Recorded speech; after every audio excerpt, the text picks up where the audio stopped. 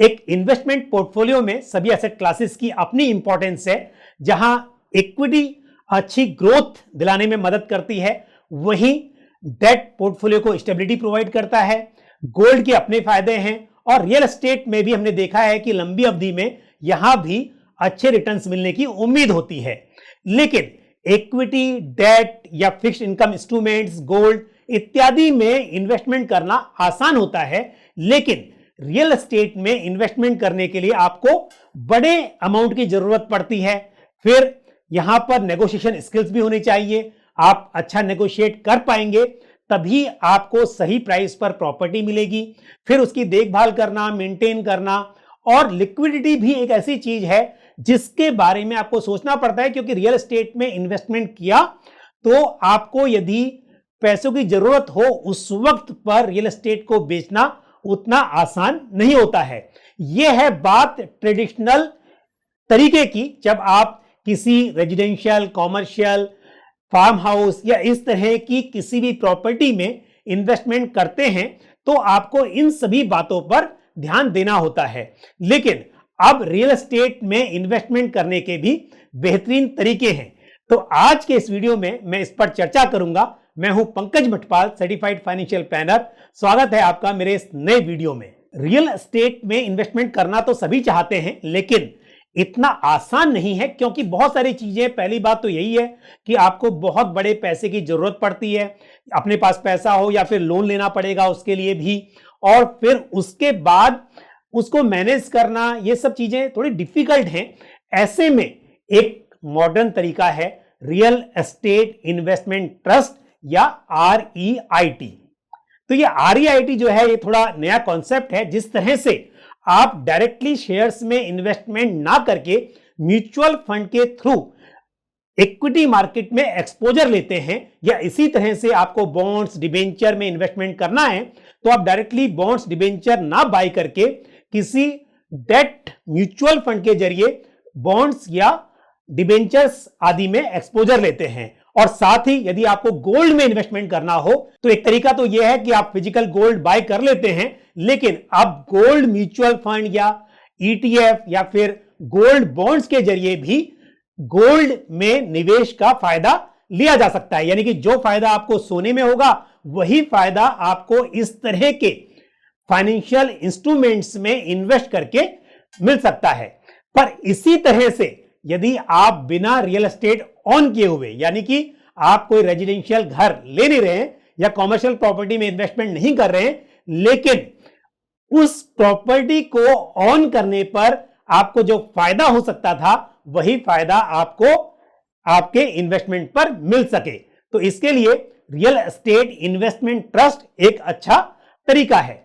Real estate investment trust में basically जिस तरह से एक म्यूचुअल फंड स्कीम में बहुत सारे इन्वेस्टर्स पैसा इन्वेस्ट करते हैं और जो टोटल पैसा आता है तो उस पैसे को फंड मैनेजर्स उस स्कीम के ऑब्जेक्टिव के आधार पर इक्विटी में या फिर बॉन्ड्स, डिबेंचर, इस तरह के सिक्योरिटीज में इन्वेस्ट कर देते हैं। और जब उन शेयर्स का प्राइस बढ़ता है, बॉन्ड्स का प्राइस बढ़ता है, तो उसका फायदा म्यूचुअल फंड इन्वेस्टर को मिलता है।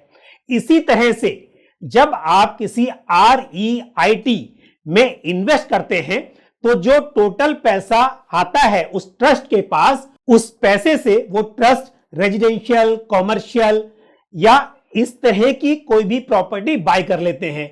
उस प्रॉपर्टी को रेंट पर देते हैं। उससे जो रेंटल इनकम आती है उस पैसे को इन्वेस्टर्स को डिविडेंड के रूप में दे दिया जाता है। तो यदि प्रॉपर्टी के प्राइस बढ़ेंगे या फिर लीज के रूप में या रेंट के रूप में आमदनी होगी तो उसका फायदा इन्वेस्टर्स को मिलेगा।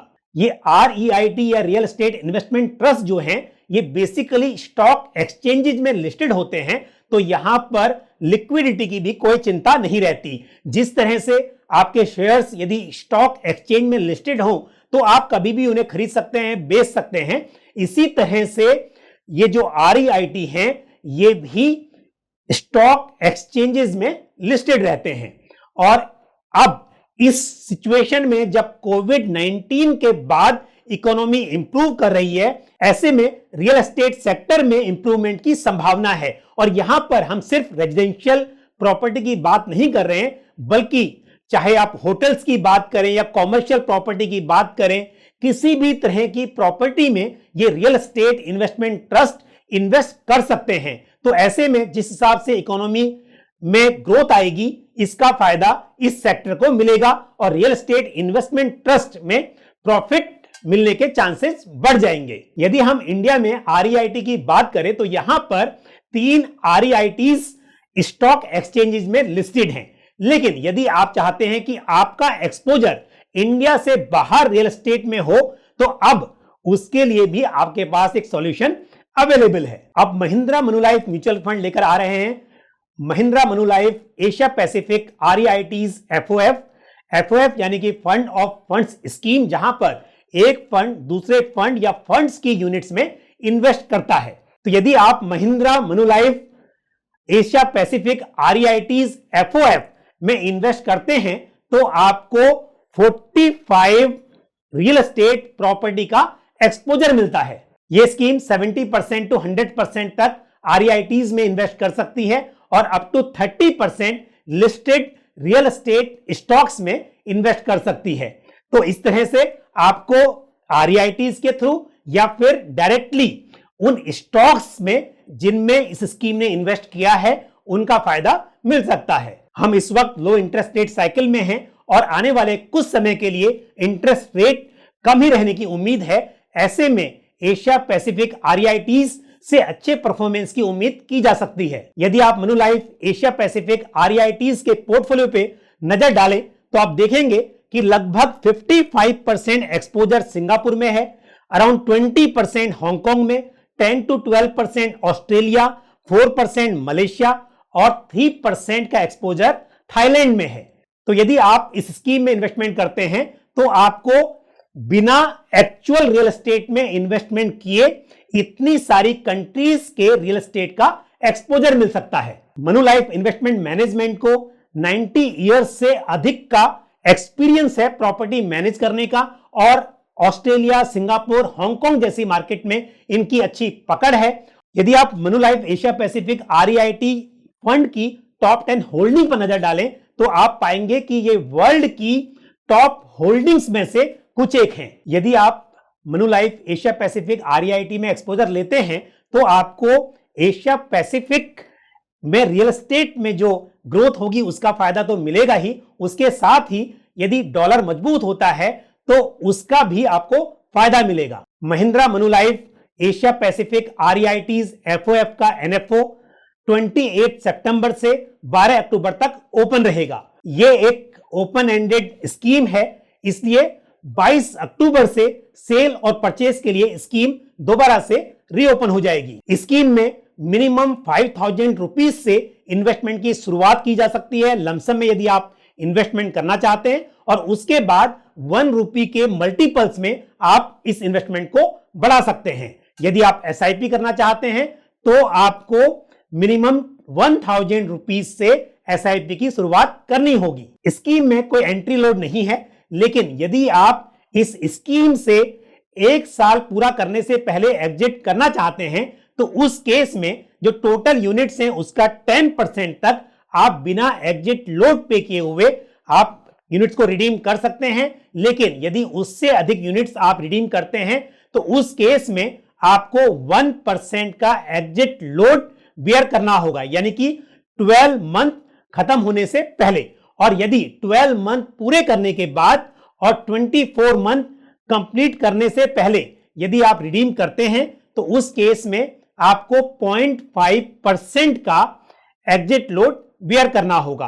और 24 मंथ तक यूनिट्स को होल्ड करने के बाद यदि आप यूनिट्स को रिडीम करते हैं तो आपको कोई एग्जिट लोड यहां पर पे नहीं करना है। स्कीम में रेगुलर और डायरेक्ट दोनों ही प्लान की चॉइस है और दोनों ही प्लान में आपके पास ग्रोथ और इनकम डिस्ट्रीब्यूशन कम कैपिटल विड्रॉल का ऑप्शन अवेलेबल रहेगा। अब यदि हम इस स्कीम में लगने वाले टैक्स की बात करें तो यहां पर यदि आप अपने इन्वेस्टमेंट को 3 साल या उससे अधिक समय के लिए होल्ड करते हैं तो आपको इस पर होने वाले कैपिटल गेन पर long term capital gain tax चुकाना होगा, जिस पर आपको इंडेक्सेशन का बेनिफिट मिलता है और इंडेक्सेशन के बेनिफिट के साथ आपको 20% के रेट से टैक्स पे करना होता है।